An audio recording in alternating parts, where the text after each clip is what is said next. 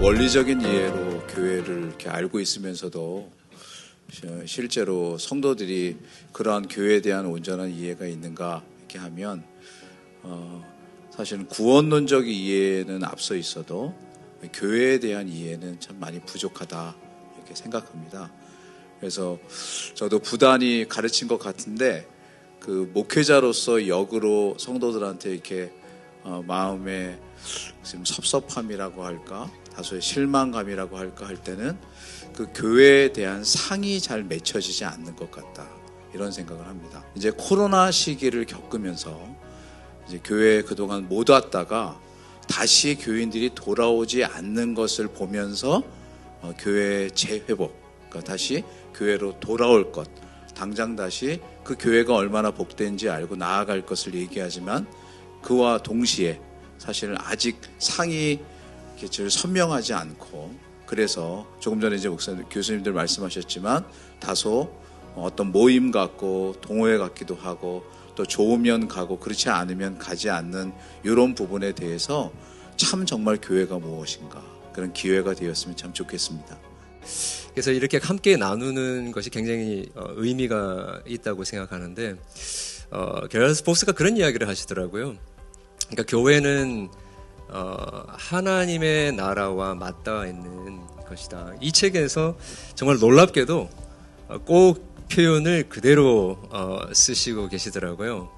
그래서 교회가 무엇인지에 대해서 그 정리할 뿐만 아니라 그 현대 우리 교회들이 겪고 있는 여러 가지 코로나 이후의 문제들을 염두에 두고 여러 가지 적절하게 답변을 주면서 성경적인 대안을 주는 책이 또 쉽게 이해할 만한 책이 있을까 했는데 저도 이번에 이 책을 받고 읽는 가운데 이 번역서이지만 우리 한국교회 성도님들에게 너무 중요하고 또 쉽게 또 이해하실 수 있는 그런 책이다라는 측면에서 굉장히 고무적이라고 이렇게 생각을 했습니다.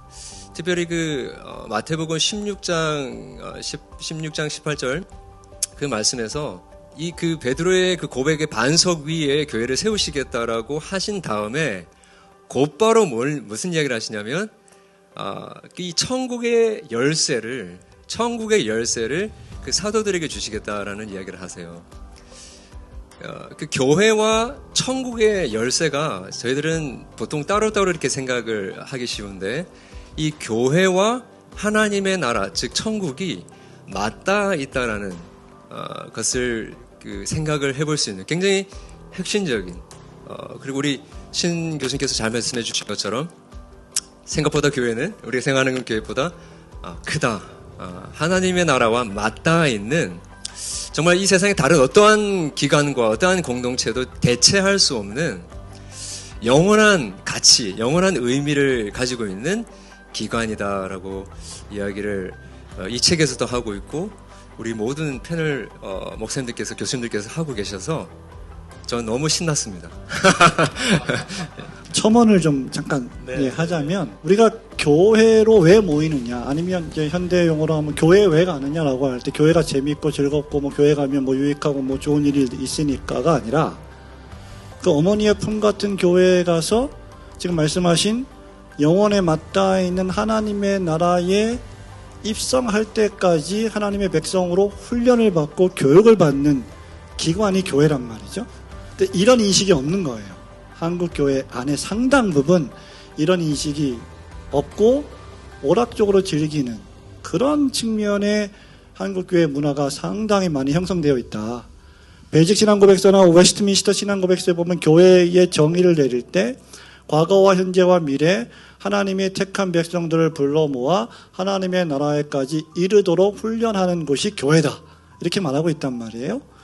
그런 측면에서 보면 교회의 오락화, 예배의 오락화 문제는 상당 부분 개혁되어야 하지 않을까. 일단 그 말씀을 좀 드리고 싶습니다.